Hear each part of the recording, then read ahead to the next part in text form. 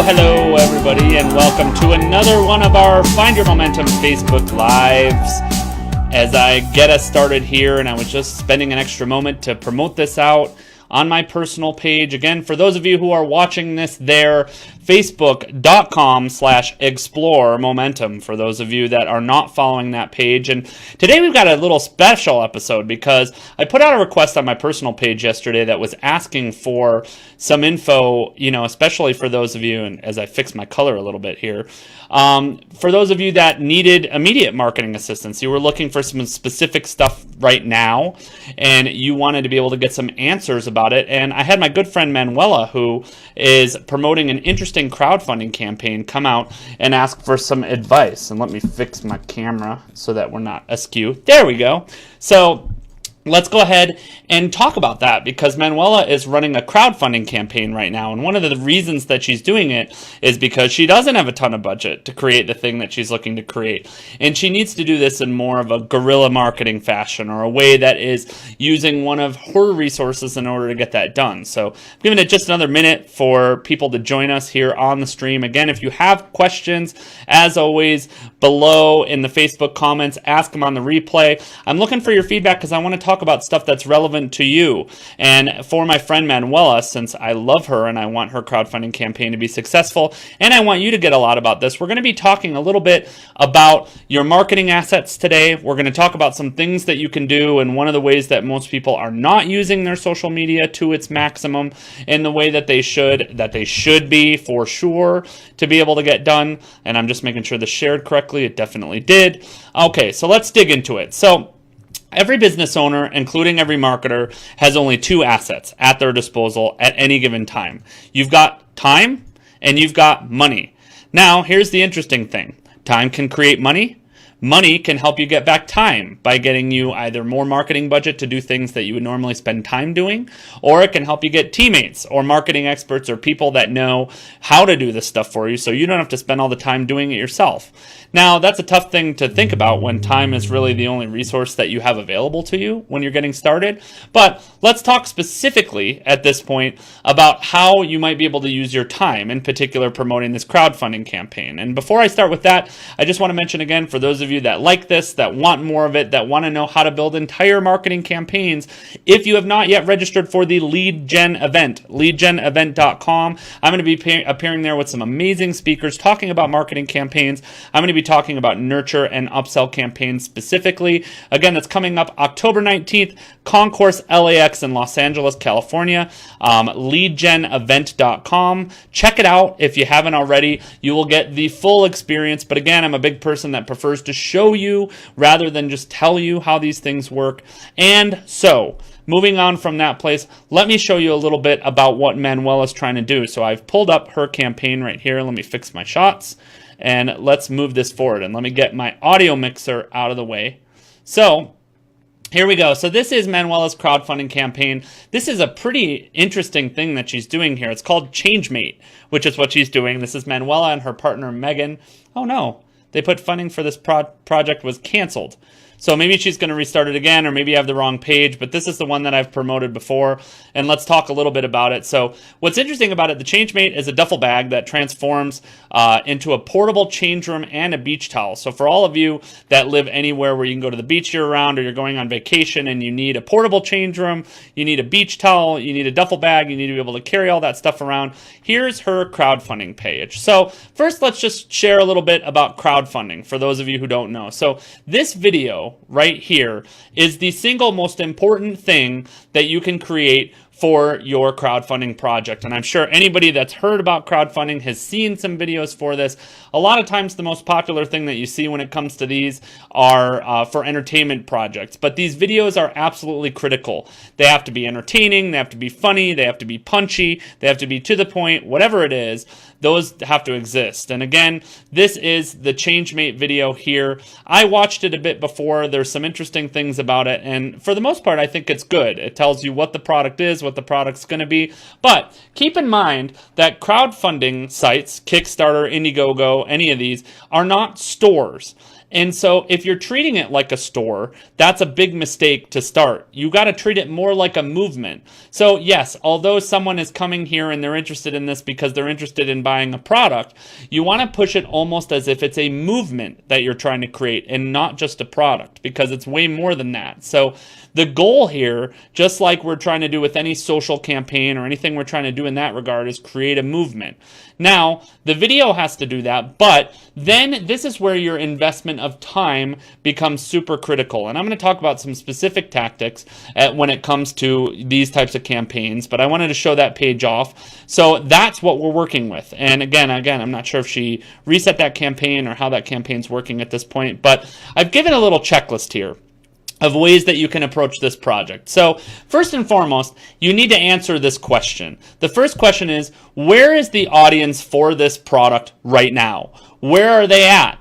And then this dovetails right into the second question that I put down is, who currently influences that audience? So where do they hang out right now? Where do they have conversations? Where do they shop? Where are they going right now? And who influences them? Because those two things are going to allow us to set a strategy in place that more heavily leverages our time. So we're going to be saying, all right, I want to go out and research and find those influencers who already have those audiences and try to reach them. So the third item that I put on this checklist is, how can I leverage my time and what I can do to reach out to those influencers and create joint ventures or promotional relationships? So that promotional relationship might be that I'm figuring out a way to, either create sponsorships or mention the influencer or leverage their expertise or what they've got in order to help promote my product. But what I know is this audience that exists for this product already exists somewhere. We can't just say they're kind of everywhere. We have to say, who else is out there that's doing these types of things? Are there other people that that run podcasts, that run YouTube channels, that run Facebook Live groups, that are already commanding the attention of people who like cool stuff? Are there subreddits, reddit.com? Are there subreddits that exist for me to be able to reach out to this existing audience and share information? Now, when I share that information can't just be fund my Kickstarter. That's the issue. It's the same as the cocktail party example I talked about a couple videos ago.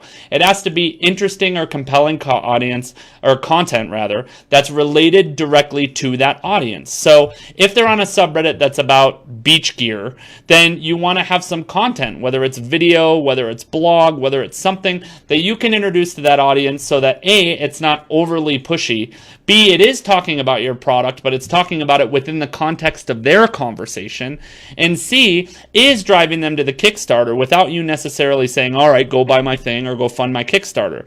Now, of course, you can be talking about it, you can use your Kickstarter as a demonstration like I just did here, but I want to know where the audience already is. That's the critical piece. And then I want to form relationships with those influencers. Now, this is the biggest issue that most people forget when it comes to social media.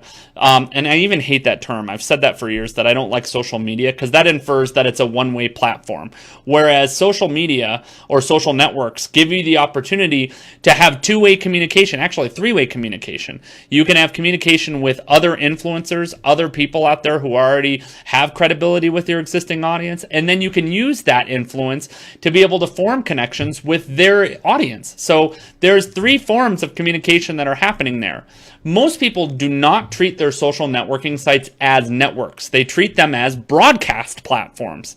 And it's a nice idea to be able to do that. And of course, I've got my channel here, but it's why I'm encouraging you to post your comments, to post what you're doing.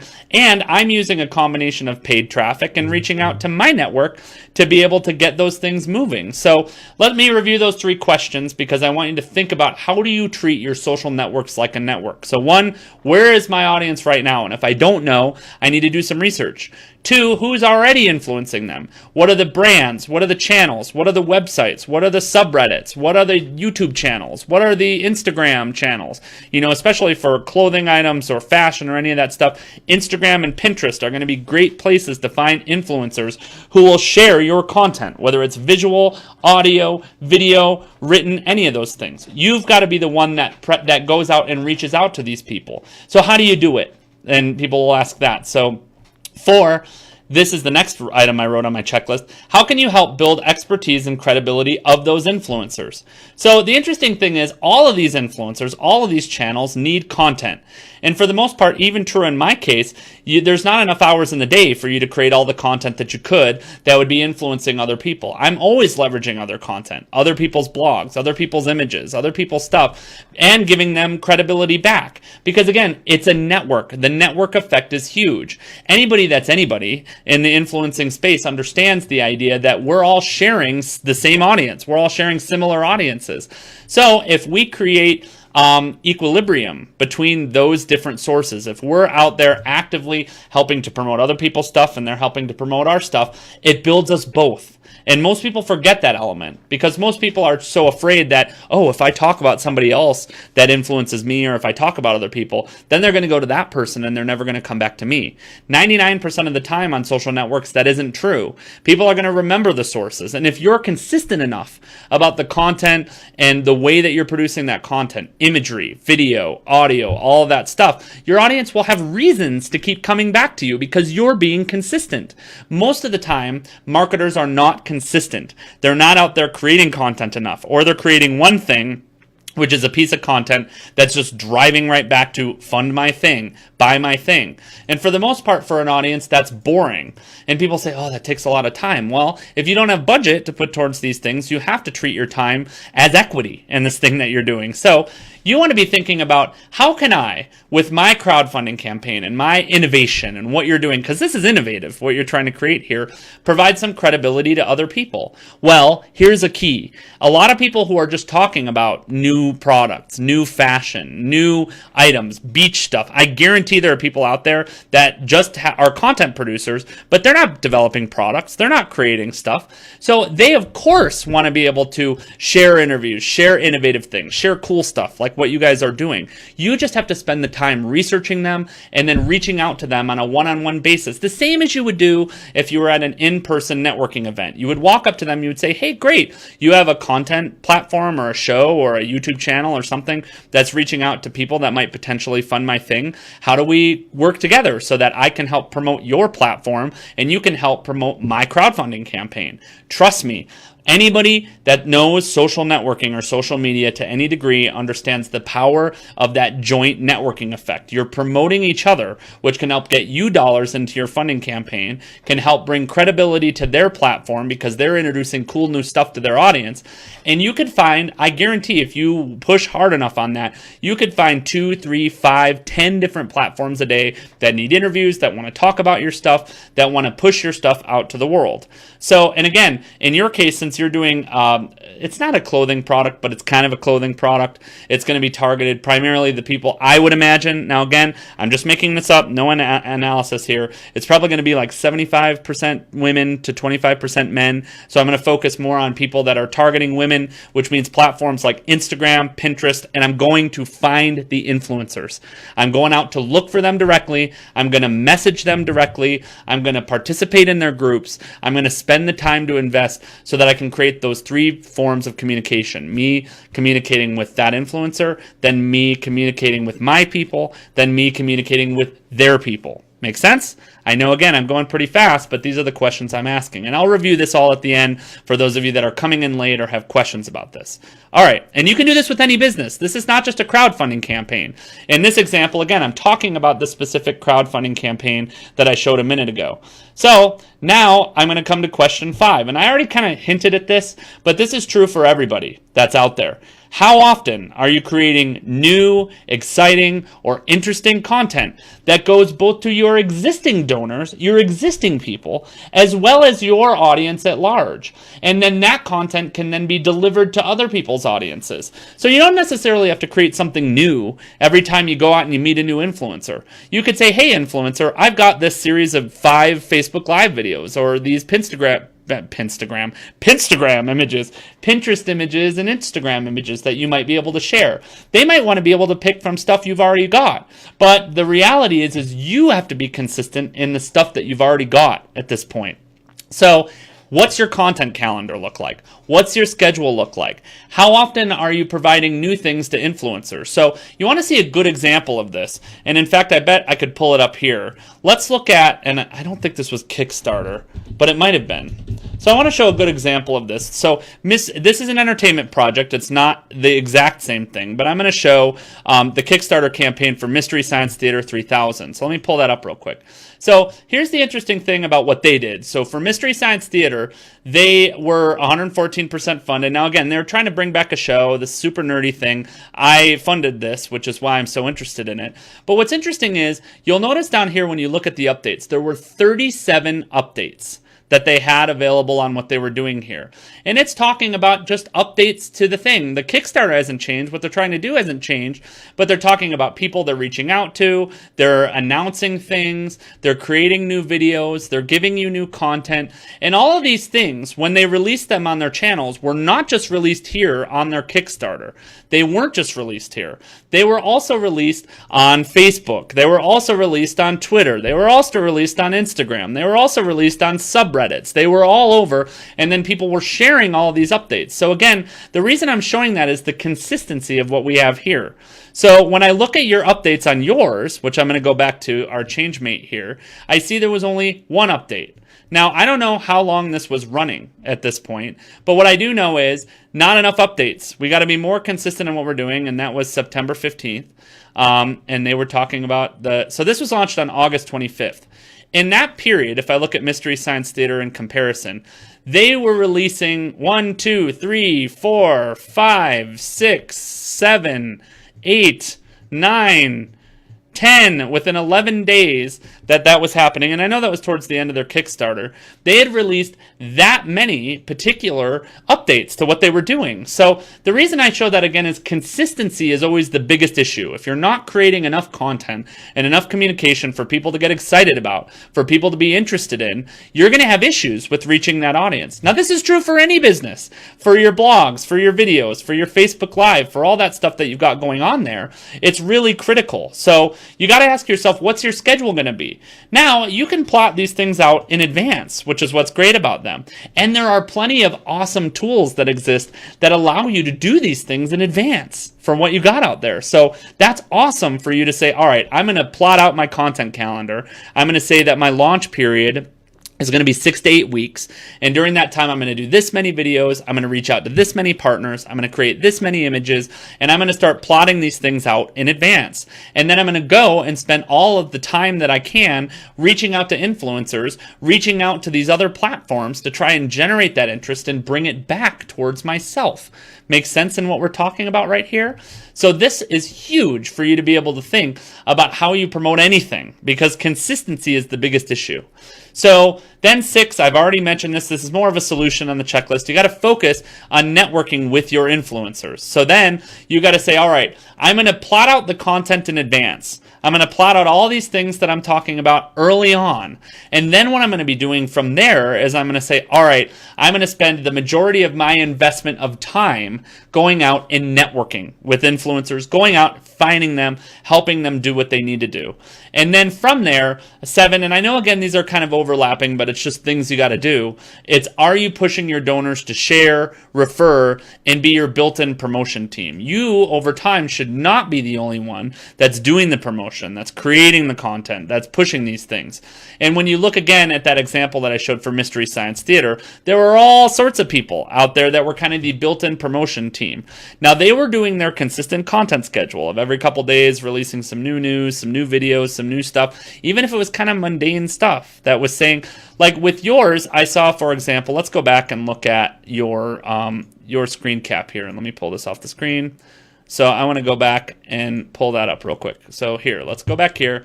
So you had 33 backers. So what you might say over time is, you know, hey, announcing the fact that we've got our first 10 backers. And then at that point you might say, oh, for our next 10 backers, we're going to run something where, you know, it's a double promo of you donate, you know, double the cash, you get double the product, and you get this bonus from us or something like that. Again, just thinking of reasons for you to continually reach out to that audience and keep them engaged, as opposed to just kind of doing the one thing and saying, here we are and here's what it is. there are all sorts of ways that you can be taking this out to people that are out there trying to fund the platform and do what they're doing. So really critical for you to see these things and say, all right.